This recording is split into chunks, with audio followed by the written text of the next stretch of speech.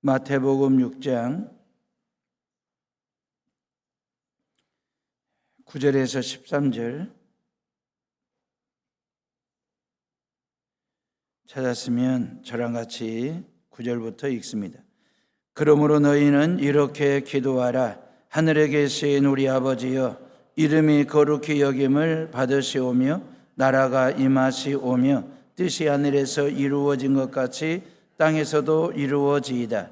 오늘 우리에게 일용할 양식을 주시옵고 우리가 우리에게 죄 지은 자를 사하여 준 것 같이 우리 죄를 사하여 주시옵고 우리를 시험에 들게 하지 마시옵고 다만 악에서 구하시옵소서. 나라와 권세와 영광이 아버지께 영원히 있사옵나이다. 아멘. 요즘 세상 돌아가는 것을 보면서 숨이 막힐 지경이다 라는 말들을 많이 합니다. 러시아와 우크라이나의 전쟁은 언제 끝날는지 끝이 보이지 않습니다. 미국과 이란과의 전쟁은 더 격해지고 있잖아요. 이스라엘과 팔레스타인의 전쟁은 언제 또 재발할지 한치 앞을 내다볼 수 없는 그런 상황 말입니다. 드론이 말이에요, 수천 킬로미터를 날아가서 군사시설 그리고 공군기지나 에너지 시설을 정밀 타격하는 모습을 보면서 정말 섬찟합니다. 등골이 오싹할 정도로 그 말입니다. 기후변화, 전쟁과 국제 간의 분쟁, 그리고 세계 경제 침체와 인구 소멸 그 말입니다. 숨이 턱 막히죠. 국내로 눈을 돌리면 서민 경제가 좀처럼 살아날 기미가 보이지 않아서 숨이 턱 막힌다고 얘기합니다. 주거비, 물가 상승, 고용 불안, 그리고 노후 걱정 등 말입니다. 숨이 막히죠. 학생은 성적 때문에, 그리고 청년들은 취업, 직장인들은 성과와 진급 때문에, 자영업자들은 견딜 수 없는 생존을 위한 쉼없는 경쟁으로 숨이 턱 밑까지 차오른다고 얘기합니다. 필요한 정보보다도, 양질의 정보보다도 그 말입니다. 스마트폰이나 인터넷이나 뉴스나 영상이 가져다주는 어떤 숨막히는 그런 불안과 분노를 가져다주는 정보들 말입니다. 더러 교인들 중에 저에게 뭔 얘기를 하냐, 목사님 월급 빼고는 다 올랐다는 거예요. 그러니까 물가가 다 올라서 너무너무 살기 힘들고 숨이 턱 막힌다라고 하는 말. 이게 숨 막힐 일들이 너무 많아가지고 숨 넘어갈 상황, 그러기 상태에 있는 삶의 모습들 말입니다. 저는 목사이기에 오늘 주기도문을 통하여 우리를 진짜 숨 막히게 하는 것이 무엇인지 그 얘기를 좀 하려고요. 전쟁이나 기후나 물가, 아니면 성적, 취업, 진급, 아니면 노후, 고용, 이런 것보다도 우리의 숨통을 틀어쥐고 있는 그 무엇이 있어요. 그게 뭐냐면 죄라는 녀석입니다. 바로 죄라는 녀석인데 나의 영혼의 호흡을 틀어쥐고 있어요. 숨 막히게. 그리고 나의 삶의 숨통을 막아내는 게 죄, 그 말입니다. 죄는 영적으로 보면 아주 미세한 미세먼지, 실은 미세먼지도 아니죠. 형태를 갖추고 있는 것도 아니고 냄새가 나는 것도 아닌데, 근데 그 죄가 내 영혼의 허파를 꽉 채워요. 허파에 죄가 꽉 채워지면 결국 호흡, 영적으로 호흡이 곤란해지는 거잖아요. 가파지고 힘들어지는 것 말입니다. 예수님께서 마태복음 15장 19절에 마음속에서 뭐가 나오느냐, 마음속에 나오는 것은 악한 생각과 살인과 간음과 음란과 도둑질과 거짓 증언과 비방이니 그랬어요. 우리의 마음속에 이러한 것들이 나온다는 거예요. 이러한 죄들이 나의 영혼의 호흡기를 막아요. 숨통을 죄예요. 이러면 신앙적으로 숨이 넘어가죠. 사도 바울은 갈라디아서 5장 19절 이하에 뭔 얘기했냐면 음행이나 더러운 것, 호색과 우상 숭배, 주술과 원수 맺는 것, 분쟁, 시기, 분냄, 당짓는 것, 분열, 이단, 질투, 술 취함과 방탕, 이러한 죄의 목록을 얘기하면서 결국 우리의 신앙의 목을 죄는 게 뭐냐, 이러한 것들이라는 거예요. 숨막히게 하는 것들이. 이러한 모든 것은 죄의 단순한 목록이 아니에요. 하나님을 떠난 사람, 말씀에서 벗어난 사람이 일상의 삶 속에서 맺는 삶의 열매를 리스트로 이야기한 거예요. 자, 그런데 많은 성도들이 그 말입니다. 요 구절 말입니다. 우리가 우리에게 죄 지은 자를 사하여 준 것 같이 우리 죄를 사하여 주시옵고, 요 부분 말입니다. 요 부분을 읽을 때마다 또 한 번 숨통이 막히는 듯한 답답함을 느낀다는 거예요. 뭔 얘기냐고, 이유가 뭐냐고 물어보면, 아니 세상살이도 숨가쁘게 살아가는데, 숨 막혀 죽겠는데 기도할 때마다 나한테 잘못한 그 인간을 용서하라고요? 차라리 숨쉬지 말라는 것보다 더한, 따지고 싶고 못하겠다고 깡짜를 부리고 싶을 때가 있다는 것입니다. 나는 그 인간, 나는 그 사건, 나는 그 일 말입니다. 절대 잊을 수 없고 지울 수 없고 용서할 수 없다라고 우기면서 숨 넘어가는 소리를 하는 거죠. 12절에 주기도문의 5번째 간구거든요. 우리가 우리에게 죄 지은 자를 사하여 준 것 같이 우리 죄를 사하여 주시옵고, 이 기도하면 할수록 그 말입니다. 이 기도가 때에 따라 부담으로 와닿을 때가 있어요. 어떤 차원에서 그러냐면, 내가 남의 잘못을 100% 용서해 줄 때만이 하나님이 나의 죄를 용서해 줄 수 있다라고 하는 숨막히는 조건부 말입니다. 다시 말하면 기도를 하면서 조건부를 걸어놨다. 네가 용서할 때 나도 네 죄를 용서해 줄 거야. 네가 누군가의 죄를 완벽하게 완전 제로로 100% 용서해 줄 때 내가 네 죄를 용서해 줄 거다라는 이 조건부 기도라고 생각할 때 이 기도가 얼마나 부담스럽겠어요. 만약에 하나님께서 우리에게 숨막히는 조건부 기도를 가르쳐 주실 분은 절대 아닙니다. 오히려 이 주기도문은 말입니다, 우리의 영적 호흡기도 같은 거예요. 내가 죄로 인하여 미움과 이런저런 여러 가지 억울함으로 인하여 내 영혼이 숨을 쉬지 못할 정도로 숨막히는 상황에 놓여 있을 때 이 주기도문은 심폐소생술을 하듯이 나의 신앙으로 하여금 숨막히는 신앙이 아니라 숨 트이는 신앙이 되게끔, 숨 넘어가는 삶이 아니라 숨 쉬는 삶이 될 수 있도록 나로 하여금 그 말입니다. 이건 산소 마스크와도 같은 거예요. 이 주기도문은 말입니다. 예수님께서 저와 여러분들에게 이 주기도문 할 때면, 만약에 이 주기도문의 조건부 기도가 된다면, 다시 말하면 네가 용서해야 내가 네 죄를 용서해 줄 거야, 만약에 조건부였다고 한다면 우리는 지금까지 이 주기도문 할 때마다 이 대목에 숨이 턱턱 막혀야 돼요. 영적으로 호흡이 안 돼가지고. 실은 우리가 100% 용서할 수 있는 죄도 없고 용서할 인격도 안 되고 용서할 마음도 안 돼요. 우리 모두가 다. 근데 하나님께서 이걸 조건부로 걸어놨다? 그러면 주기도문 할 때마다 얼마나 영적으로 답답하고 힘이 들겠습니까? 죄는 우리의 숨을 막히게 하지요. 내 영혼을 숨 막히게 합니다. 찬송의 숨을 막히게 합니다. 기도의 숨을 막히게 합니다. 예배의 숨을 막히게 합니다. 그래서 말씀이 들리지가 않아. 기도해도 응답의 확신이 없어요. 찬송을 불러도 기쁨이 없어요. 왜? 영적으로 호흡이 가쁘니까. 영적으로 숨 막힌 삶을 살고 있기 때문에 금방이라도 숨 넘어가기 직전으로 우리를 몰아세우거든요. 뭐가? 사탄마귀가, 죄가 말입니다. 사랑하는 에오름의 식구들이요, 안심하고 부담 갖지 마세요. 이 주기도문은 말입니다, 예수님이 가르쳐준 주기도문은 우리의 숨을 틀어막는 율법의 올가미가 아니에요. 네가 어떻게 하느냐에 따라서 내가 이러이러한 복을 주겠다, 네가 어떻게 사랑하느냐에 따라서 내가 너를 용서하겠다, 이런 차원이 아니에요. 오히려 죄와 미움으로부터 넉다운되어 가던 내 영혼에 어떤 생기를 불어넣는 것이 인공호흡기 같은 것, 이게 주기도문이거든요. 예수님은 죄라는 말을 2번 썼어요. 우리가 우리의 죄를 사하여 준 것 같이 우리 죄를 사하여 주, 죄를 2번이나 썼잖아요. 예수님이 말씀하신 죄의 원래 원어적인 의미를 살펴보면 아주 깊은 진리가 있습니다. 이 기도는요, 우리를 모든 얽매임에서 완전히 해방시키시고자 하시는 하나님의 거룩한 위대한 선언이에요.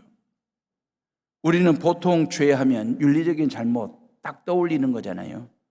아니면 양심의 가책을 받을 만한 짓 또는 율법을 어긴 행위, 이게 이제 죄라고 머릿속에 바짝 떠오르기도 하고 그려지기도 하고, 물론 도덕적인 실수나 범죄 자체도 죄이기는 하나, 주님이 말씀하신, 예수님이 주기도문에서 말씀하신 죄는 그런 차원이 아니에요. 빚 그래요. 채무 그런 뜻이에요. 그래서 오페일레마라고 하는 단어가 있거든요. 히브리어 헬라어에 오페일레마라고 하는 단어는 빚을 졌다 그 말이에요. 채무를 안고 살아가는 존재. 이 주기도문의 죄는 그 뜻이에요. 우리가 하나님께 갚아야 할 것이 있는데 그 말이에요. 그걸 안 갚은 거예요. 못 갚은 상태를 죄, 빚, 그리고 채무라고 얘기하신 것이거든요. 하나님과 나 사이에 가로막고 있는 오페일레마가 있다는 거예요. 성경은 죄를 고백하고 용서받는 것, 죄를 고백하고 용서받는 것을 설명할 때마다 쓰시는 단어가 있습니다. 호흡이라는 단어예요. 하나님께서 흙으로 우리 모두를 만들어 놓으셔서 빚어 놓으셨어요. 흙덩어리 바디입니다. 근데 그 코에 생기 그랬어요. 하나님의 호흡, 하나님의 숨결, 하나님의 영을 불어 넣었을 때의 그 말입니다. 그 흙덩어리가 작동되는 움직이는 생명체가 되었다 그랬잖아요. 루아흐 말입니다. 이제 하나님의 숨결이 들어와야 그 말이에요. 하나님의 숨결이 들어와야 인간은 숨을 쉬어요. 숨이 터집니다.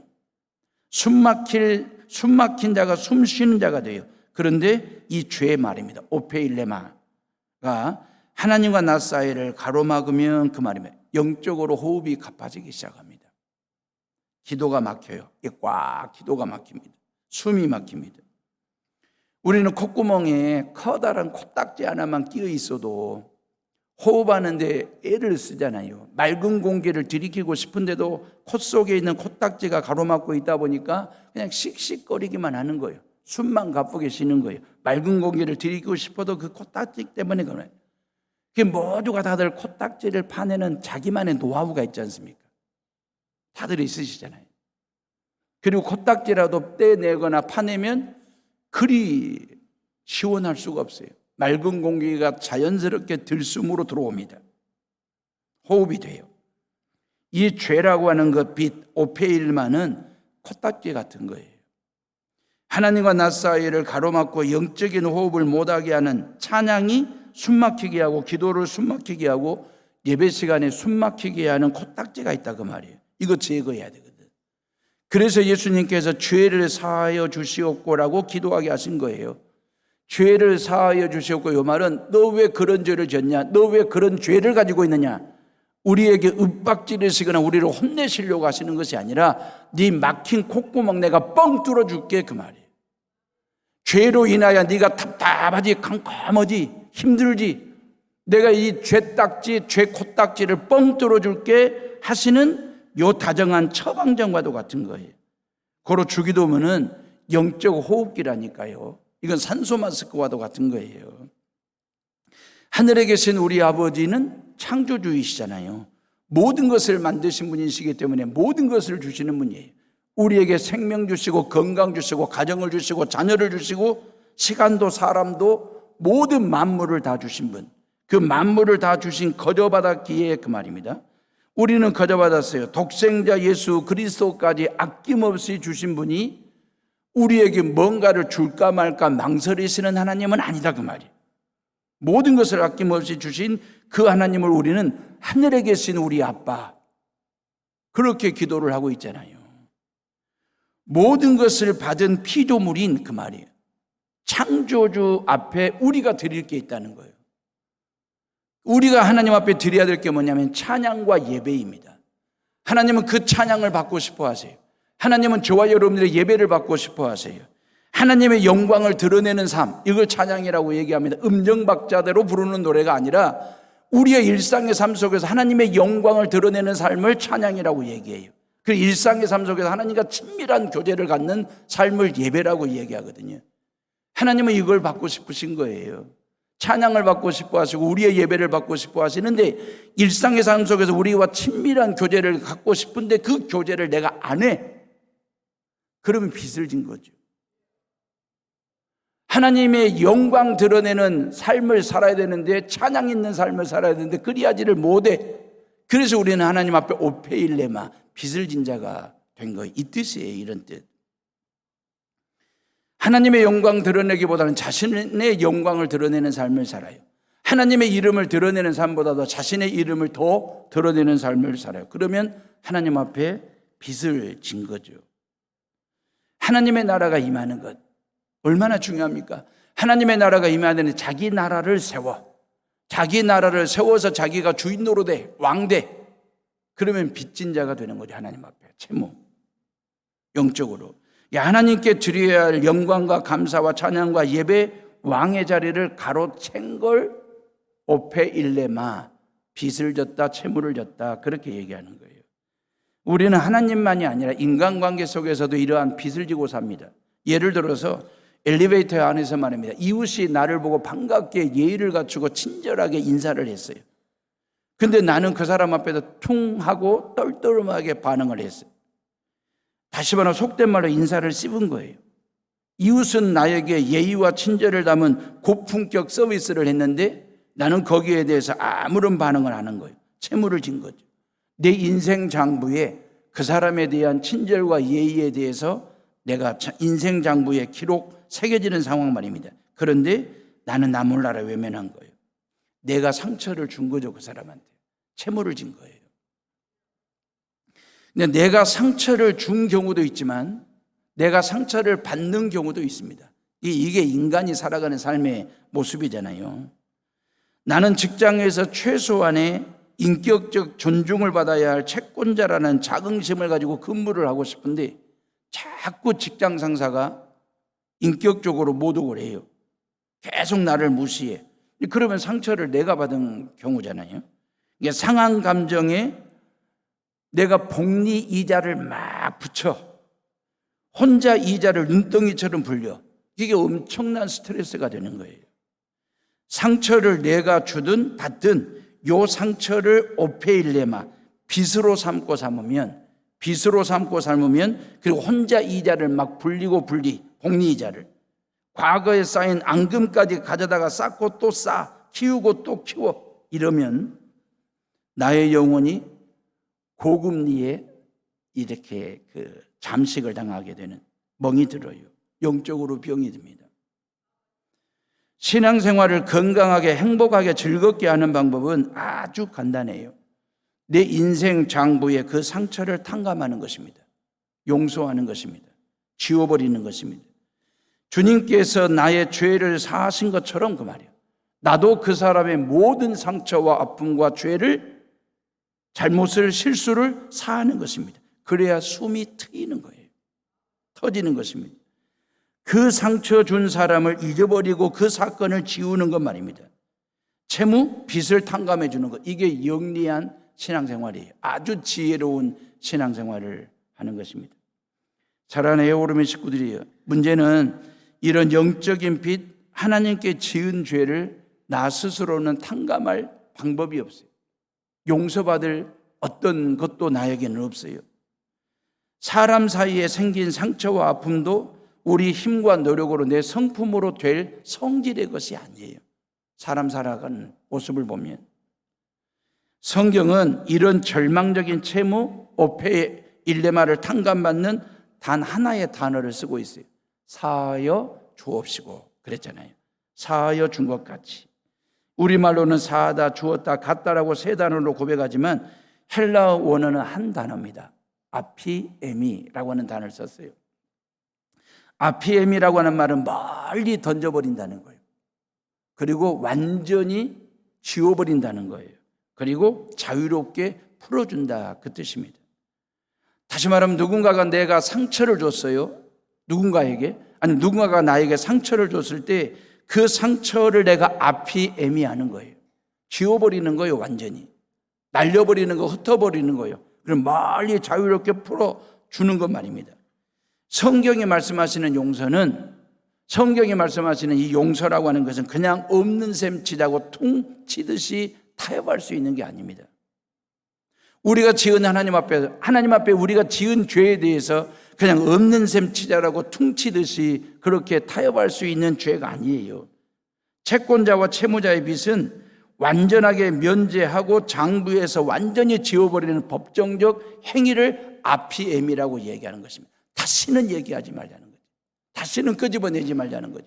다시는 기억하지 말자는 거지. 깨끗하게 완전 제로 탕감. 이걸 아피에미 그렇게 얘기하는 거예요. 우리의 수많은 영적인 부채는 어떻게 아피에미가 됐냐 그 말이에요. 우리의 죄값은 나 스스로 죄값을 지불할 방법이 없지 않습니까? 그래서 죄 없으신 하나님의 아들 되신 예수 그리스도께서 나를 대신하여 그 죄값을 십자가의 피값으로 100% 지불하신 거예요. 비로소 우리는 탕감을 요구할 수 있는 존재가 돼요. 용서받을 수 있는 길이 열렸어. 용서받을 수 있는 자격을 얻게 되는 거예요. 고로 사하여 준 것 같이 아피에미는 단순히 감정을 풀고 용서하는 것을 넘어 멀리 그 빚을 그 말입니다. 던져버리는 겁니다. 흩어 뿌려버리는 것입니다. 완전히 지워버리는 거죠. 완전 제로로 하는 것. 나에게 상처를 준 자, 엘리베이터 안에서 나의 친절과 예의를 쌩깐 사람을 자유롭게 풀어주는 것, 이걸 완전 탕감이라고 얘기합니다. 예수님은 십자가 죽음과 흘리신 피로 우리의 오페일레마, 빚, 죄를 아피에미 100% 완전 탕감 용서하셨잖아요. 빚진 자 앞에서 그 빚 문서를 갈길갈길 찢어가지고 확 날려버린 거예요. 하나님은 예수 그리스도의 보혈로 우리 모든 죄와 사망의 빚을 완전히 날려버리셨어요. 그리고 우리는 빚 독촉에 시달리는 종의 자녀가 아니라 하늘에 계신 우리 아버지를 아빠, 아버지라고 부르면서 살아가는 거룩한 하나님의 자녀가 된 거예요. 예수님은 죄를 단순히 어떤 도덕적 윤리적인 실수나 범죄로 보지 않고 빚으로 채무로 봤어요. 빚을 진 자, 하나님께 마땅히 갚아야 할 것을 갚지 않은 빚, 채무를 죄로 본 것입니다. 신구약 성서 전체의 맥락은 이렇습니다. 하나님의 영광을 가로챈 걸 오페일레마 그렇게 얘기해요. 하나님께 갚아야 할 것을 갚지 못한 채무 상태를 그 말입니다. 우리를 죄 가운데서 구원하시기 위하여 하나님이 우리에게 베푼 사랑이 있잖아요. 그 하나님을 내가 사랑해야 되잖아요. 하나님을 사랑하지 않으면 빚을 진 거죠. 그 하나님께 내가 감사를 드렸어야 되는데 감사를 드리지를 못했으면 빚을 진 자가 된 거잖아요. 우리가 하나님의 말씀에 순종했어야 순종을 안 했어. 그 말씀의 빚을 진 자가 되는 겁니다. 그 의무를 다하지 않았기 때문에. 그래서 영적으로 빚을 진 자 빚쟁이들이에요. 나 스스로 이걸 도저히 갚을 수 없는, 그래서 성령 하나님의 도우심이 필요합니다. 성령이 내 마음의 중심에 좌정하실 때에 성령이 나를 다스리시고 성령이 나의 감정을 통제하시고 성령이 나의 입과 나의 모든 행동을 다스리실 때 하나님의 나라가 내 안에 임할 때 그 말입니다. 그래서 주기도문은요, 나를 살리는 호흡기 같은 거예요. 심폐소생술 같은 거예요. 산소 마스크 같은 거예요. 조금 전에 말씀을 드렸지만 성경은 죄를 고백하고 용서를 받을 때 어떤 단어를 가져다 쓴다고요? 호흡이라는 단어를 가져다 쓴다 그랬어요. 여기서 아주 중요한 호흡의 법칙이 등장하는데 숨은 들숨과 날숨이 있어요. 들숨과 날숨. 들이쉬기만 하고 내쉬지 않으면 큰일이 나요. 그래서 우리는 10초 아니면 20초 한 30초 정도를 들숨과 날숨 내쉬고 들이키지를 않으면 우리 얼굴 색깔보다 창백해집니다. 큰일 납니다. 반드시 내가 건강, 호흡, 생명을 유지하기 위해서는 날숨과 들숨을 끊임없이 해야 돼요. 이걸 멈춘 상태를 우리는 죽었다 얘기를 하는 겁니다. 용서한다라고 하는 헬라어 단어가 아피엠이라고 했는데 멀리 던져버리다, 완전히 떠나버리다, 풀어놓아 자유롭게 하다. 이건 호흡으로 말하면 날숨입니다. 뱉어내는 거예요. 용서할 거리를 뱉어내는 거예요. 우리가 사하여 준 것 같이 이거 과거형이잖아요. 다시 말하면 우리가 이미 내 손에서 놓아 멀리 날려보냈다는 뜻인데 숨을 이렇게 후 하고 내뱉듯이 멀리 던져 탕감하라 그 말이에요.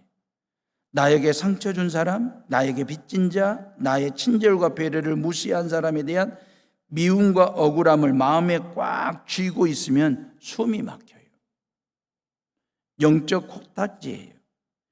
영적으로 숨 넘어가는 겁니다. 그래서 예수님이 말씀하시잖아요. 예수님께서 나의 모든 죄를 사하여 준 것 같이 나도 그렇게 누군가의 죄를 사하라, 그 뜻이에요. 우리가 예수님을 통해서 모든 죄로부터 완벽하게 100% 제로로 사함받았어요. 그러니 너도 그렇게 하기 위해서 들숨과 날숨, 그 말입니다. 아피에미아라, 그 말입니다. 그 미움과 그 교만과 그 욕심과 그 시기, 그 질투, 그 감정을 네 마음에 품지 말고 하고 밖으로 내던져 버려라. 날숨입니다. 그리야 할 때 에피에미, 그래야 용서와 사랑이라고 하는 들숨, 하나님의 생각, 하나님의 마음, 하나님의 사랑, 하나님의 축복이 내 영혼의 허파에 꽉 차는 거예요. 그래야 할 때 건강해지는 거죠. 호흡은 뱉기만 해갖고는 안 되는 거예요. 들이키는 게 있어야 돼요. 나쁜 것은 뱉고 좋은 것을 들이킬 때 그 말입니다. 교만은 뱉고 겸손은 들이키고, 그래야 우리의 신앙이 겸손해지게 건강해지는 거예요. 미움은 뱉어버리고 사랑은, 용서는 받아들이고, 들숨 말입니다. 실은 용서는 말입니다, 그 사람을 위해서 하라는 게 아닙니다. 실은 용서는 그 사람을 위해서도 해야 되지만 실은 나를 위해서도 그 사람 용서해야 돼요. 그게 진짜 용서예요. 여러분, 숨 막혀 죽어가는 나를 살리기 위해서라도 하라는 거예요. 미움과 시기, 질투, 욕심과 교만이라는 탁한 공기, 아주 더럽고 지저분한 그 공기를 예수 그리스도의 십자가 앞에서 하고 불어내는 거예요. 날숨이죠. 내뱉어 버릴 때 비로소 하나님의 신선한 사랑과 용서와 기쁨과 감사의 숨결이 나의 영혼 깊숙이 들어오는 것을 느끼는 거예요. 이렇게. 이게 주기도문의 산소호흡기와도 같은 이야기입니다. 안식오를 지난 5월에 유럽으로 좀 다녀왔습니다. 세 가정 6명이 가면서 역할 분담을 했죠. 저와 성광교회 최 목사님은 운전 담당 역할을 맡았습니다. 9인승 승합차를 빌려가지고 자가 운전하면서 독일, 오스트리아로, 네덜란드, 벨기에로 도는 코스였기 때문에 국제면허증이 필요했습니다. 4월 28일 날 광림교회에서 노예를 할 때 점심시간에 막간을 이용해서 최 목사님이랑 같이 여수 경찰서 가서 국제면허증 발급받으러 갔습니다. 민원실 직원이 신분증을 보더니 임지영님 범칙금이 있습니다 그래요. 이거 놀래가지고 범칙금이 있다고 하길래 이 얼만데요? 그랬더니 3만 원입니다 그래요. 아이고, 그래도 마음속으로 아이고 다행이다 3만 원. 직원이 최종배 님도 범칙금이 있습니다. 놀래갖고 뭐 얼만데요? 21만 원입니다. 그러니까 그냥 내가 옆에서 아우 그랬지만 그러고 싶었어. 그건 아니고 최 목사님도 놀래고 나도 놀래고 다 놀랬어요. 21만 원. 그러면서 그 직원이 하는 말이 범칙금을 내지 않으면 국제면허증 발급할 수 없습니다. 그래서 이게 도로교통법 제98조 두 번째 조항이에요. 카드 결제를 했더니 영수증을 주더라고요. 저는 과속으로 3만 원 법 어긴 거예요. 최 목사님은 학교 앞에서 7만 원짜리 3번을 뜯긴 거예요. 이게 이제 내용이에요. 영수증 내용. 두 목사가 도로교통법을 어긴 범법자였습니다. 죄를 지은 거예요. 국가에 빚을 지고 살고 있었어요. 그 빚이 있는지를 몰랐지. 근데 국제면허증을 발급해달라고 했더니 대한민국은 죄값을 지불하래. 정확히. 그 범칙금을 내고 용서 탕감을 받아야만이 국제면허증을 발급해 줄 수 있다. 이게 법이잖아요. 이게 공의, 정의입니다. 두 목사가 국제면허증을 발급받기 위해서 경찰서에 갈 때 그날은 노예기간이었으니까 양복과 넥타이로 단정하게 차려입고 갔거든요. 그리고 봤을 때 도로교통법을 어길 만한 사람들 같지가 않거든. 저의 착각일 수 있습니다. 앞으로 운전도 똑바로 제대로 할 사람들로 보이지 않았을까. 다시는 법을 어기지 않을 테니까, 모범운전, 안전운전할 테니까 국제면허증 좀 주세요. 어림 택도 없는 일이에요. 신호위반과 속도위반 범칙금이 남아있는 한 절대로 국제면허증 발급할 수 없다는 거예요. 왜? 도로교통법을 어긴 자들인데 어떻게 국경 너머에 가서 운전할 수 있도록 면허증을 줄 수 있겠냐 그 말이에요. 안 된다는 거예요. 도로교통법이 요구하는 기준은 아주 단호했습니다. 완전 제로, 죗값을 지불하는 거예요. 단돈 1원만 남아 있어도 면허증 줄 수 없다. 이게 법이에요. 3만 원짜리 임재영 목사나 21만 원짜리 최정부 목사나 법은 똑같은 범법자로 취급을 했습니다. 수치상 7배 차이거든. 그런데 대한민국 정부는 똑같은 범법자로 그리고 완전 제로가 되었을 때 그 말입니다. 법의 세계에서는 99%의 깨끗함이란 없구나 느꼈어요. 오직 100%의 청산 제로만이 존재하는구나. 3만 원과 21만 원 벌금을 완전 제로로 했더니 얼마나 속이 시원하든지 그 국제면허증을 가지고 즐겁게 안전하게 운전을 했습니다.